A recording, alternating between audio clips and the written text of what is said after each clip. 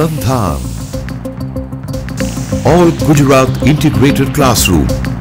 સેટેલાઇટના માધ્યમથી જોડતી કડી એટલે સંધાન. ગુડ મોર્નિંગ વિદ્યાર્થી મિત્રો. આજે આપણે જે મુદ્દાની ચર્ચા કરવાના છીએ સુરેખ આયોજન, તે ટીવાય બીકોમના અભ્યાસક્રમમાં આવરી લેવામાં આવેલો છે.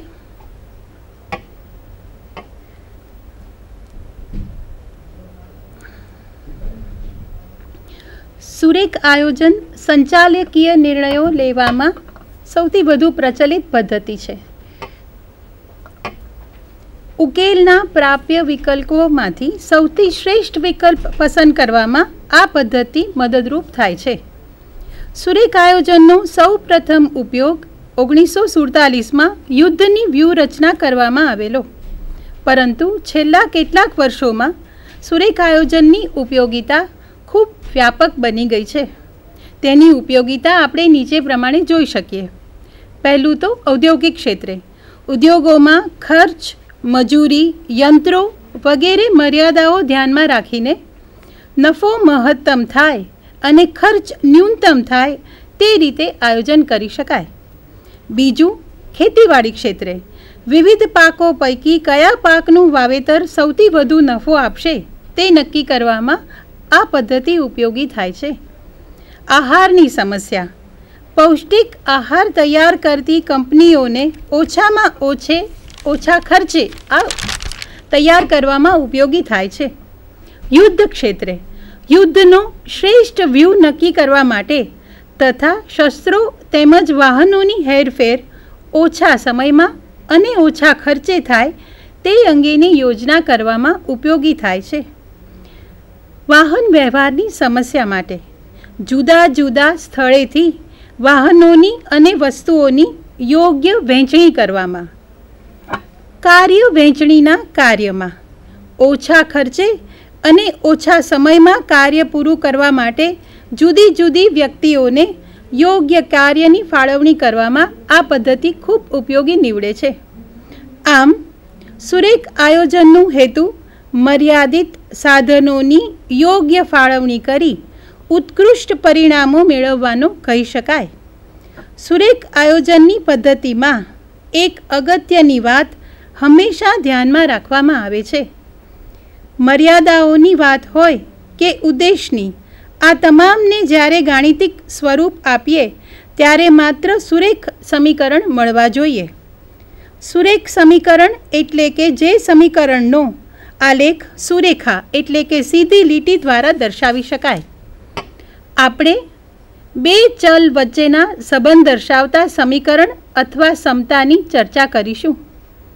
સુરેખ આયોજનના ઉપયોગનું ઉદાહરણ જોઈએ તો, ધારો કે એક વેપારી ઘડિયાળના બે મોડેલ્સ M1 અને M2 ખરીદવા માગે છે.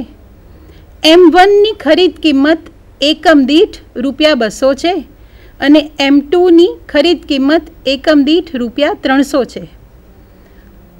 તો વેપારીને કુલ ખર્ચ થશે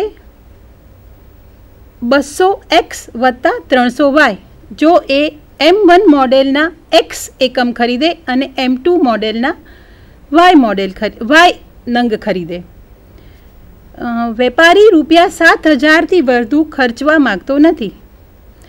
તેના શોરૂમમાં કુલ 30થી વધુ ઘડિયાળો માટેની જગ્યા નથી. મોડેલ M1માં ₹20 અને મોડેલ M2માં ₹50નો નફો મળે છે.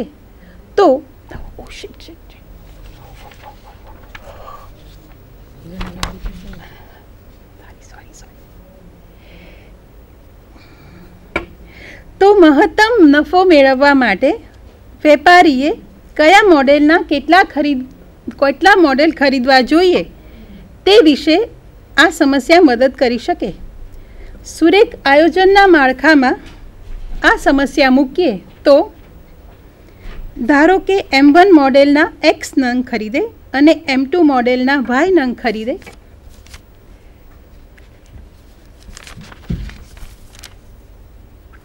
તો તેનો કુલ ખર્ચ 200x વત્તા 300y થશે.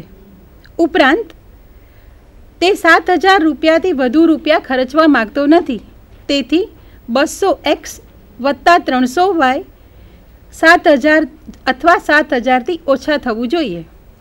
આ આપણી પ્રથમ મર્યાદા થશે. શોરૂમમાં 30 ઘડિયાળની જગ્યા છે. કુલ ખરીદેલ ઘડિયાળો x+y થાય તો x+y 30 અથવા 30થી ઓછું થવું જોઈએ. આ આપણી બીજી મર્યાદા થશે. M1 મોડેલ માટે 20 રૂપિયા અને M2 મોડેલ માટે 50 રૂપિયા નફો થાય છે. તેથી કુલ નફાનું સૂત્ર થશે 20x વત્તા 50y. ઉપરાંત મોડેલોની સંખ્યા ઋણ હોઈ શકે નહીં. તેથી x >0 અને y >0. આ મર્યાદાઓને પ્રતિબંધો અથવા બાધકો કહે છે. નફાના વિધેય z બરાબર 20x + 50y ને હેતુલક્ષી વિધેય કહેવામાં આવે છે. આમ સુરેખ આયોજનની સમસ્યાને ફરી સમજીએ તો આપેલા પ્રતિબંધો કે બાધકોને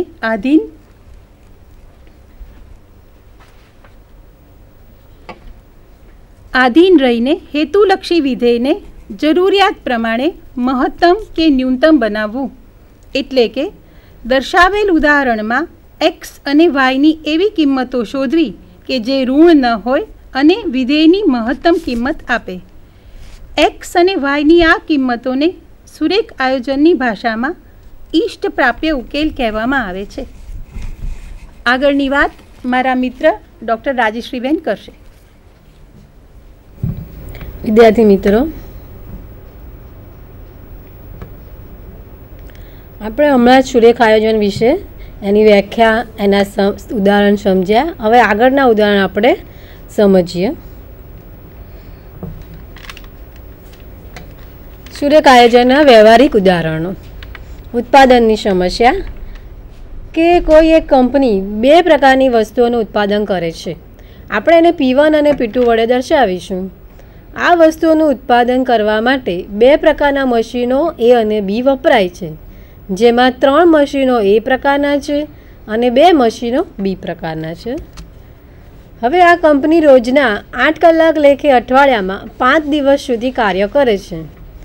આ 2 વસ્તુઓના ઉત્પાદન માટેની વિગતો નીચેના કોષ્ટકમાં જણાવેલી છે, જેમાં તમને શું આપેલું છે તો કે પ્રત્યેક અઠવાડિયે પ્રાપ્ત થતા કલાકો આપેલા છે અને પ્રત્યેક પ્રકારના યંત્ર પર ઉત્પાદિત થતી વસ્તુ માટે જરૂરી સમય આપેલો છે. પ્રત્યેક વસ્તુના વેચાણથી થતો એકમ દીઠ નફો રૂપિયામાં દર્શાવેલો છે. આ તમને ટેબલ આપેલું છે કોષ્ટક કે મશીન A અને B આપેલા છે.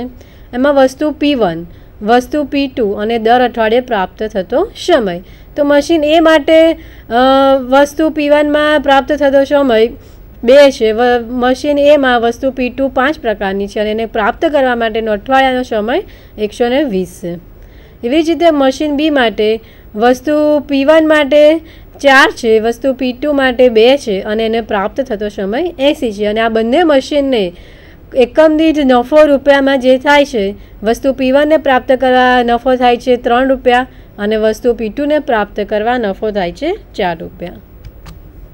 હવે ધારો કે P1 અને P2 વસ્તુઓ માટે આપણે X1 અને X2 એકમોનું જો ઉત્પાદન દર અઠવાડિયે કરીએ, એટલે કે X1 અને X2ની એવી કિંમતો જોઈએ કે જેથી આપણને કુલ નફો મહત્તમ મળે.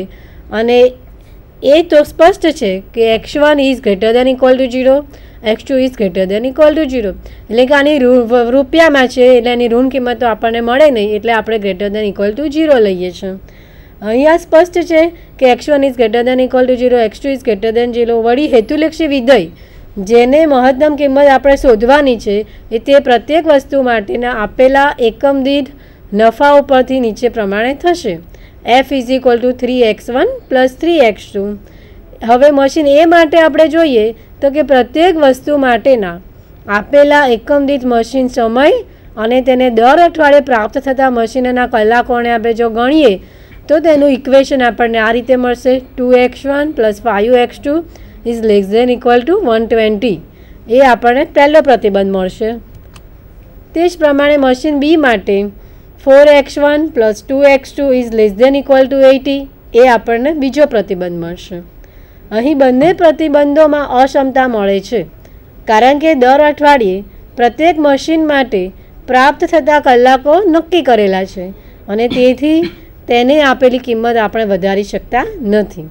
હવે આ જે ઉપર પ્રોબ્લેમ છે, એક્ઝામ્પલ છે, એને આપણે સુરેખ આયોજનની સમસ્યામાં કઈ રીતે જોઈએ એ આપણે નીચે પ્રમાણે જોઈએ કે x1 અને x2ની એવી કિંમતો શોધો કે જેથી x1 is greater than equal to 0, x2 is greater than equal to 0, 2x1 plus 2x2 is less than equal to 80 અને f is equal to 3x1 plus 3x2ની કિંમત મહત્તમ થાય. વાહન વ્યવહાર. એવી જ રીતે બીજું ઉદાહરણ જોઈએ. વાહન વ્યવહારની સમસ્યામાં કેવી રીતે કામ લાગે છે. ધારો કે આપણે અહીંયાથી અમદાવાદથી બોમ્બે જવું છે, તો તમે કયો રૂટ પસંદ કરશો કે જેથી તમને મહત્તમ નફો થાય, પેટ્રોલ તમારું ઓછું બળે? એના માટે એક ઉદાહરણ સમજાવ્યું છે.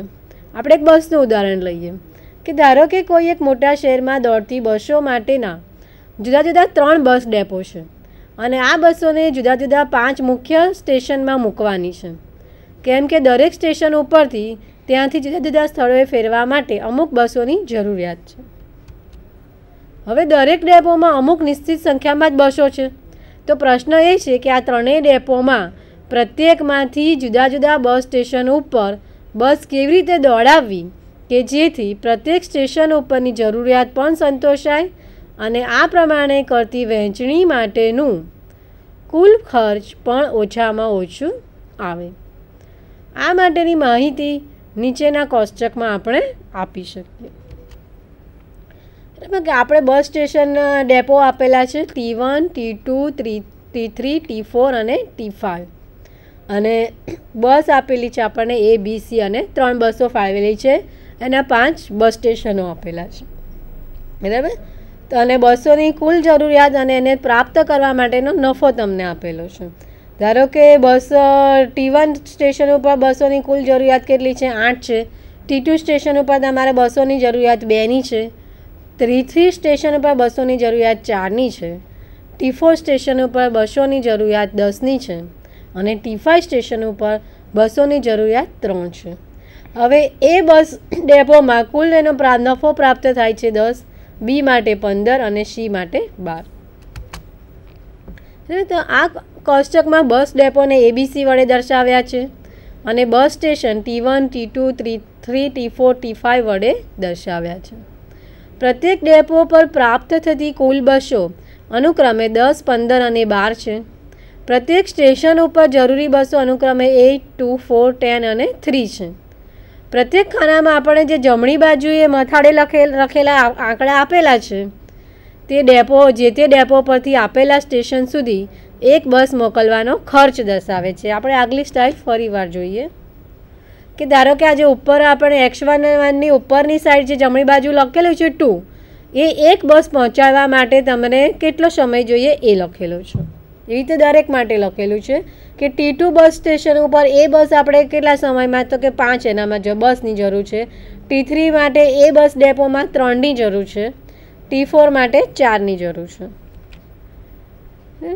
હવે એ તો ગઈ આ સ્ટેજ ગઈ. હવે નેક્સ્ટ પ્રત્યેક ખાનામાં નીચે લખેલી સંખ્યા x11, x12, x13, x14, x21, x22, x23, x24, x25, x31, x32, x33, x34, x35, xij I is equal to 1, 2, 3 અને j is equal to 1, 2, 3, 4, 5 ની કિંમતો એવી શોધો કે જેથી xij greater than equal to 0 હોય.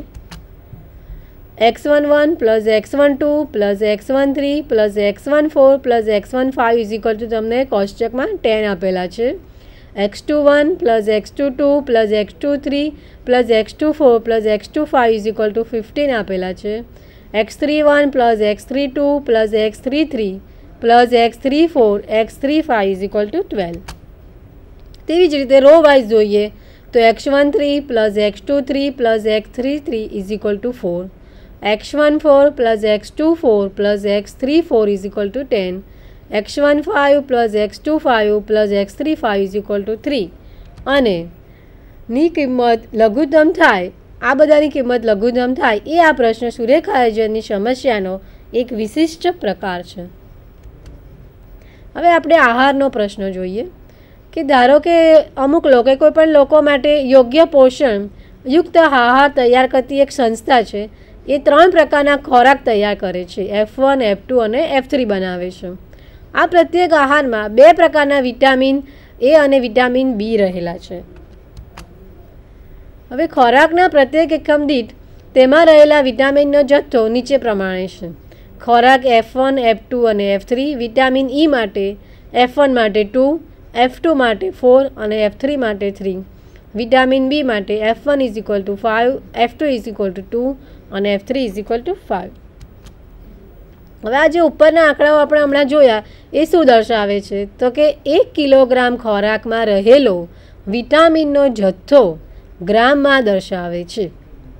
હવે જો એમ કહેવામાં આવ્યું હોય કે ઓછામાં ઓછા 80 ગ્રામ વિટામિન એ અને ઓછામાં ઓછા 60 ગ્રામ વિટામિન બીની રોજિંદા ખોરાકમાં જરૂર છે અને આ ખોરાક તૈયાર કરવાનો ખર્ચ દર કિલોગ્રામ દીઠ અનુક્રમે જો ₹1 હોય, ₹0.80 હોય તેમજ ₹1.50 હોય તો પ્રશ્ન એ છે કે યોગ્ય આહાર માટે આ ખોરાકો કયા પ્રમાણે તૈયાર કરવા કે જેથી આ માટેનું ખર્ચ ઓછામાં ઓછું આવે તેમજ પ્રત્યેક વિટામિનની ઓછામાં ઓછી જરૂરિયાત પણ આહારમાં સંતોષાય.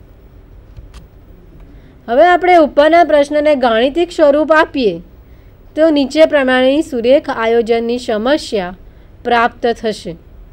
ધારો કે x1 = ખોરાક F1ના એકમોની સંખ્યા તે સામે આપણને આપેલી છે કિલોગ્રામમાં.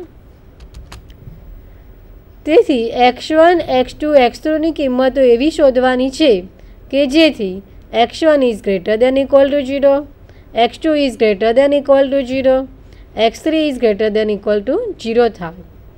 2x1 + 4x2 + 3x3 = 80. 5x1 + 2x2 + 5x3 =